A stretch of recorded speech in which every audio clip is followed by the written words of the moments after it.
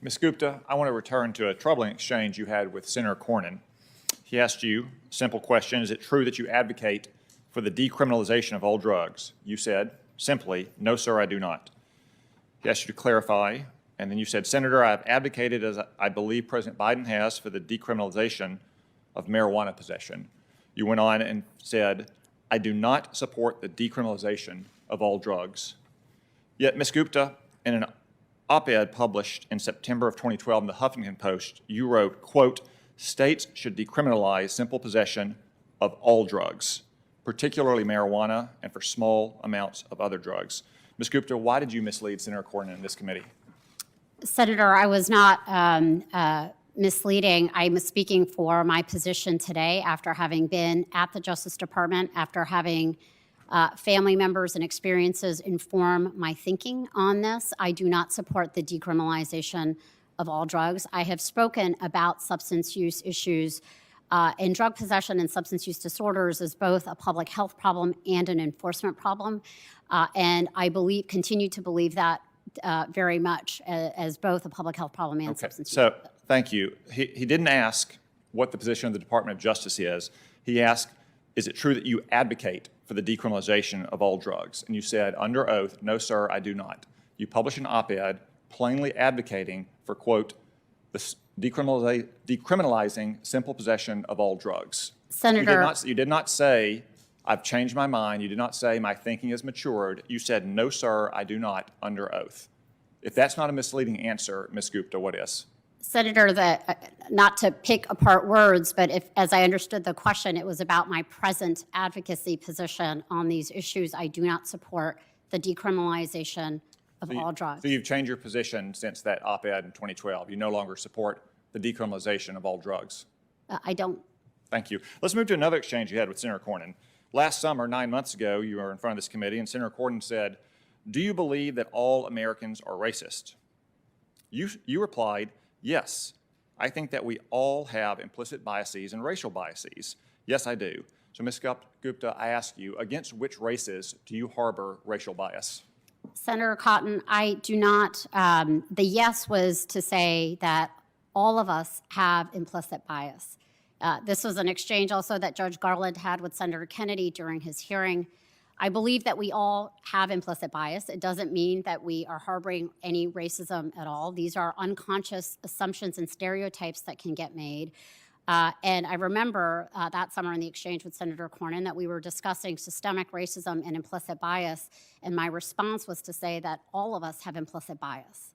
Well, to be precise, you said we all have implicit biases and racial biases. That's all. Every single American you accused of implicit bias and racial bias. So I'm asking you again, against which races do you harbor racial bias?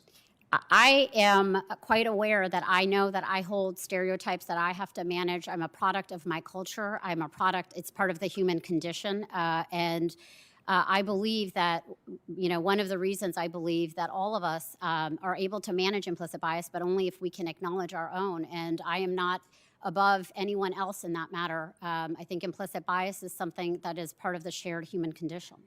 So in the Trump administration, you strongly opposed the nominations to the federal courts of the following persons: Patrick Bumate, Michael Park, and Ada Brown, a Filipino-American, a Korean-American, and an African-American. Should members of those communities be worried that you harbor racial bias against them since you oppose those judges' nominations? I'm not sure I see how that connection is being made, Senator. The Leadership Conference for decades has reviewed the civil rights records of individual judicial nominees in Democratic and Republican administrations. And there were judges that we opposed based on their civil rights record and a complete review. There was one set of judges that the Leadership Conference opposed because they simply refused to say that Brown versus Board of Education was the law of the land, and that seemed untenable for a judicial nominee, but it was based on a review of the record, and that was the basis, that was the advice and letters that we would send to the Senate. There were about a quarter of the nominees that President Trump put forth that the Leadership Conference opposed, but it was always after a thorough review of their record. So it's your position then you can oppose someone's nomination on the merits without immediately and justly being accused of being racist or sexist because of their race or their sex? Sorry, Senator, I'm not sure I understand what you're getting at. I'm getting at the believe- point that our Democratic friends and many in the media often make whenever a senator opposes a nominee, they immediately jump to charges of racism. Such as, for instance, some people accuse Joe Manchin of being racist and sexist for opposing Neera Tanden's nomination. Can you oppose the nomination of a woman or a racial minority on the merits without being racist or sexist? Yes. Thank you. Let's move on to another exchange you had with Senator Cornyn. You've had a lot of great exchanges with Senator Cornyn. You also said in response to a question about institutional racism, there is not an institution in this country that isn't suffering from institutional racism. There's not an institution in this country. Ms. Gupta, does the Biden White House suffer from institutional racism? Senator, given the history of this country, of slavery and the long period of Jim Crow and the ongoing scourge of racial discrimination, I think that it remains very much a live problem in America today, and that the effort to address racial discrimination in all of its forms, discrimination of any sorts, is something that all of us have to work at in the institutions we are a part of. And one of the reasons why I will be honored to return to the Justice Department if confirmed is that the Justice Department was actually founded on this objective of ensuring equal justice before the law.